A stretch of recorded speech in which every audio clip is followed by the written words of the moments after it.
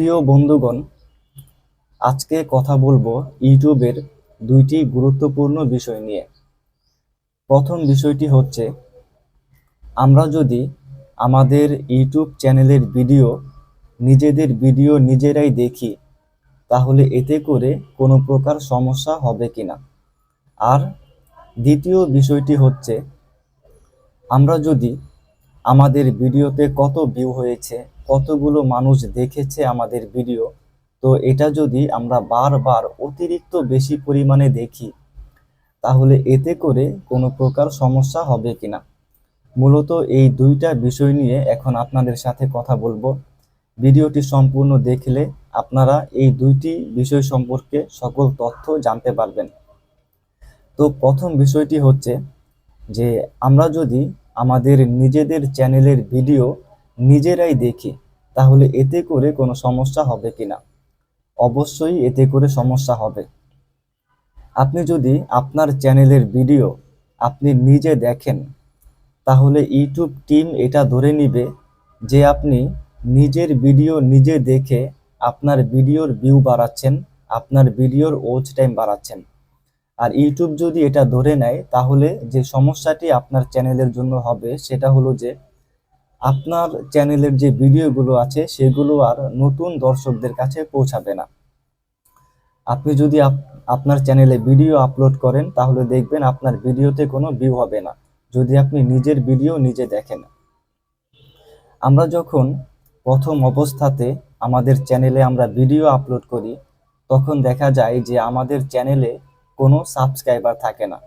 তো নিয়মিত video upload করতে থাকলে তো আমাদের ভিডিওতে ভিউ আসে, তারপর সেখান থেকে সাবস্ক্রাইবার আসে, লাইক কমেন্ট আসে। তো এই যে নতুন অবস্থাতে যখন আমাদের চ্যানেলে কোনো সাবস্ক্রাইবার থাকে না, এই যে আমাদের ভিডিওতে যে ভিউ আসে, তো এটা যেভাবে আসে, ইউটিউব আমাদের ভিডিওগুলো নতুন দর্শকদের কাছে পৌঁছে দেয়, মানে আমাদের ভিডিওতে ইমপ্রেশন দেয়। তো এখন আমরা যদি নিজেরাই নিজেদের ভিডিও দেখি, তাহলে ইউটিউব কিন্তু এই ইমপ্রেশন আর দিবে না, আমাদের ভিডিওগুলো নতুন দর্শকদের কাছে পৌঁছে দিবে না, যদি আমরা নিজেরাই নিজেদের ভিডিও দেখি। তো অবশ্যই এই ভুল কাজটি করা থেকে বিরত থাকতে হবে। নিজেদের চ্যানেলের ভিডিও নিজেদেরকেই দেখা যাবে না।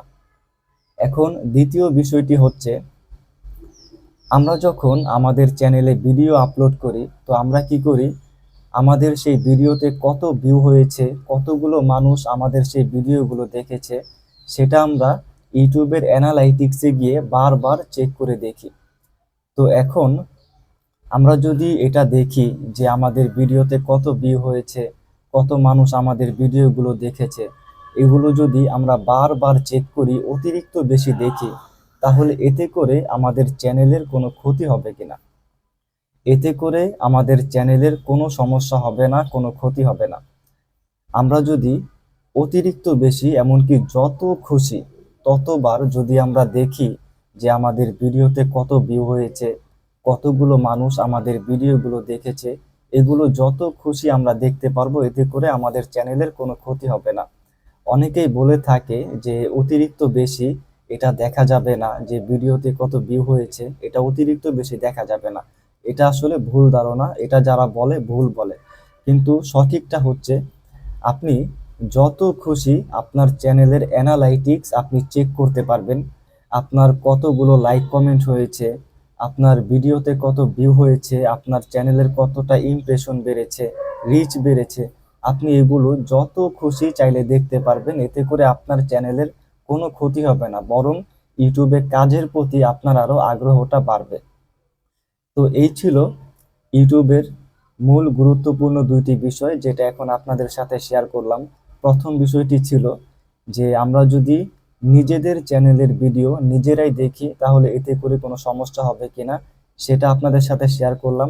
নিজেদের ভিডিও নিজেদেরকেই দেখা যাবে না, তাহলে এতে করে ইউটিউব আমাদের ভিডিওগুলো নতুন দর্শকদের কাছে পৌঁছাবে না, আমাদের ভিডিওতে কোনো ইমপ্রেশন দিবে না। দ্বিতীয় বিষয়টি হলো যে, আমরা যদি অতিরিক্ত বেশি এটা চেক করি যে আমাদের ভিডিওতে কত ভিউ হয়েছে, আমাদের চ্যানেলের কতটা ইমপ্রেশন বেড়েছে, এগুলো যদি আমরা অতিরিক্ত বেশি দেখি, তাহলে এতে করে কোনো সমস্যা হবে কিনা। তো এতে করে কোনো সমস্যা হবে না, এটাও আপনাদের সাথে শেয়ার করলাম। তো এই ছিল গুরুত্বপূর্ণ দুইটা বিষয়। ভিডিওটি এতক্ষণ পর্যন্ত দেখার জন্য ধন্যবাদ।